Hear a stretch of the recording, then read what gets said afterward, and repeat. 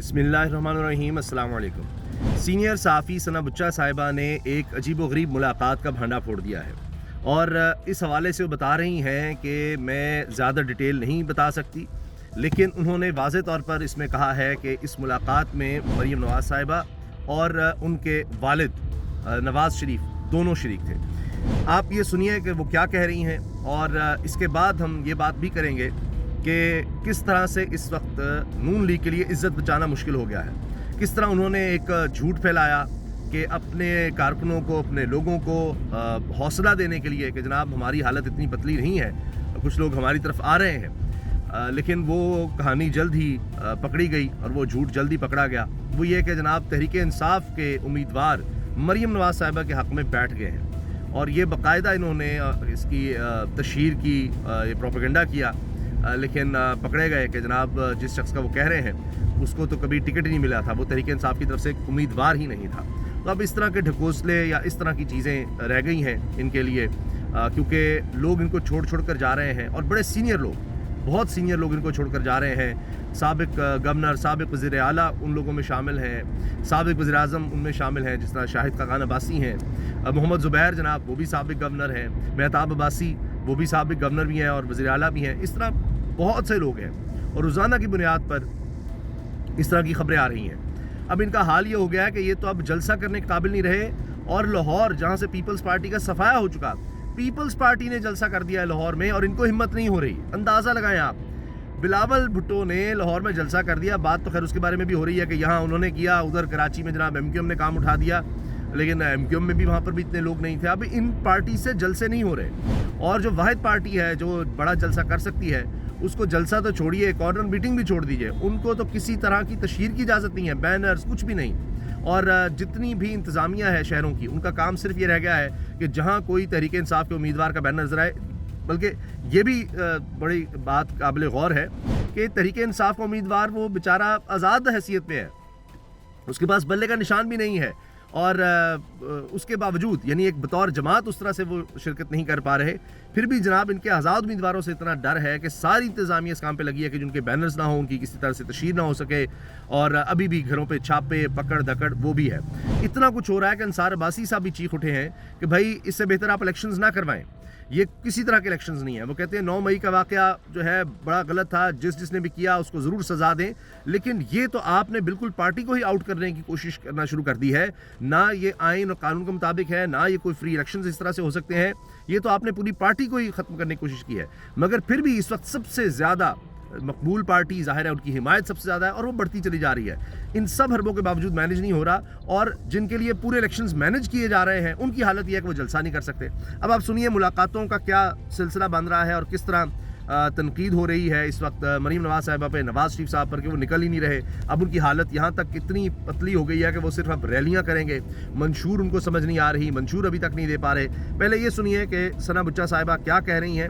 और आप जानते हैं कि सना बुच्चा साहिबा कोई लगी लिपटी नहीं रखती, वो तो इमरान खान या तहरीक इंसाफ के खिलाफ भी बहुत सख्त तनकीद करती हैं। अब आप सुनिए कि क्या कह रही हैं। ये साडी गल हो गई है जी, ये कैसी गल हो गई है कि एक दिन बाप बेटी एक शख्सियत से मिलते हैं, अब वो शख्सियत का नाम मैं नहीं लेना चाहती, लेकिन उसके बाद चार्ज होती है मरियम साहिबा, लेकिन उनकी चार्जिंग कम हो जाती है नवाज शरीफ साहब की, उनकी तकरीर। आपने सुना कि ये कैसी गल हो गई है कि मरीम नवाज़ साहिबा और नवाज़ शरीफ एक शख्सियत से मिलते हैं, मैं उसका नाम नहीं लेना चाहती, लेकिन मरीम नवाज़ साहिबा को चार्ज हो जाती हैं, लेकिन उनकी चार्जिंग, नवाज़ शरीफ साहब की चार्जिंग बैठ जाती है।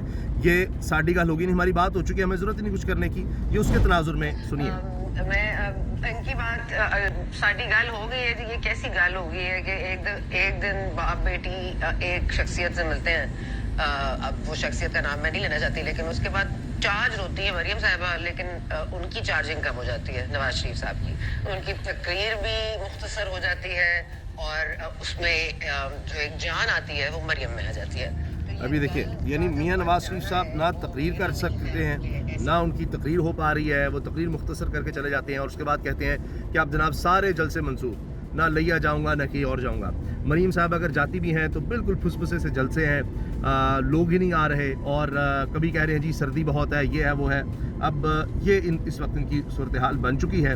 اس سے آپ اندازہ لگائیے کہ ان کی حالت اس وقت کیا ہے نون لیگ نہیں ہے کہ میاں صاحب کے منہ پر جس طرح سے ہم ایکسپریشنز دیکھ رہے ہیں, اور ایک کانفیڈنٹ آدمی جس کی اسٹیبلشمنٹ, لیکن اس حد تک ضرور گل ہوئی تھی کہ آپ تسی آ جاؤ تو پھر سارا کچھ آپ کو دے دیں گے. لیکن میرا خیال ہے کہ بات بنتے بنتے بگڑ بھی رہی ہے, کیونکہ یہ بہت مشکل ہے کہ یہ جو لو سٹوری ہے اسٹیبلشمنٹ نواز شریف صاحب کی, وہ چوتھی بار اگر ہم نے دیکھا ریپیٹ ہوتے ہوئے کہ شارٹ سٹینڈنگ سی ریلیشن شپ ہوئی. اسٹیبلشمنٹ میاں نواز شریف صاحب کی لو سٹوری جو ہے چوتھی بار, وہ کہہ رہے ہیں کہ کوئی اتنی بنتی نظر نہیں آ رہی, تو یہ ملک کے لیے اچھا نہیں ہوگا. اور 5 سال کا مینڈیٹ لے کر وہ آئیں اور چوں نہ کریں. یہ دیکھیے, یعنی وہ یہ کہہ رہی ہیں کہ جی شاید میاں صاحب کو لگ رہا ہے کہ جی میں تو بات ہی نہیں کر سکوں گا, کچھ بول نہیں سکوں گا, تو کیا فائدہ. اس لیے شاید مریم صاحبہ تو اس چیز پر راضی ہوں جو ان کی بات سے نظر آ رہا ہے, لیکن نواز شریف صاحب کہہ رہے ہیں پھر میں نے آ کر کرنا کیا ہے. تو اس لیے وہ اتنے پریشان اور اداس ہیں, اور اب وہ دل برداشتہ ہو کے شاید جلسے بھی نہیں کر رہے.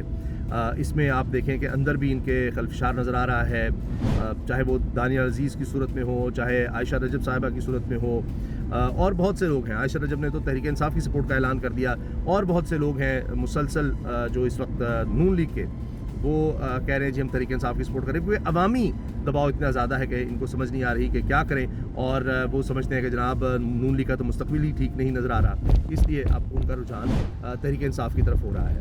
یہاں تک حالات پہنچ چکے ہیں اس وقت نون لیگ کے.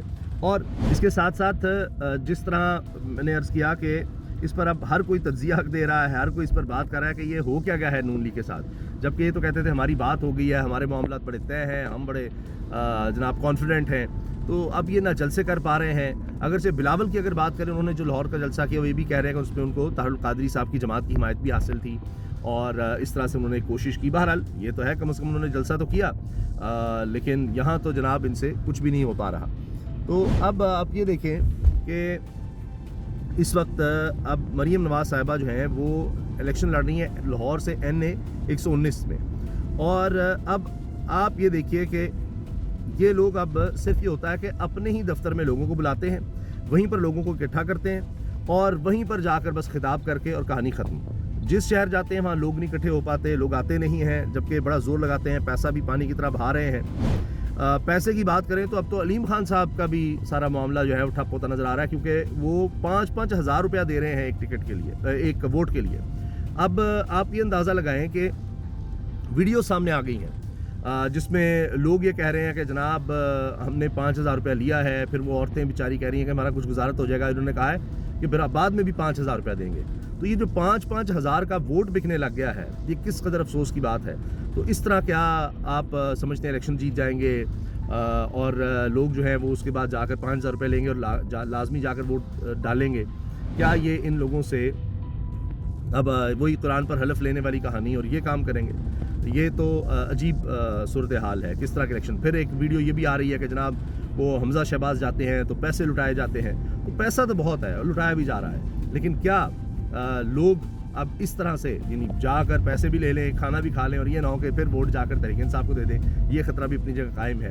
تو اس وقت نظر یہ آ رہا ہے کہ نون لیگ کو سمجھ نہیں آ رہی کہ ہم نے منشور کیا دینا ہے, کمپین کس طرح سے چلانی ہے, اور جو ان کا گڑھ تھا وہاں پر اب یہ صرف ریلیاں کریں گے. اور اس سے لگ رہا ہے کہ اب پریشانی ان کی بڑھ رہی ہے, اور آگے چل کر IPP یا MQM اور جتنی جماعتیں ان کے ساتھ جڑیں گی ان کی شرائط بھی آگے بڑھتی چلی جائیں گی, اور ان کے لیے مسائل اور زیادہ بڑھیں گے.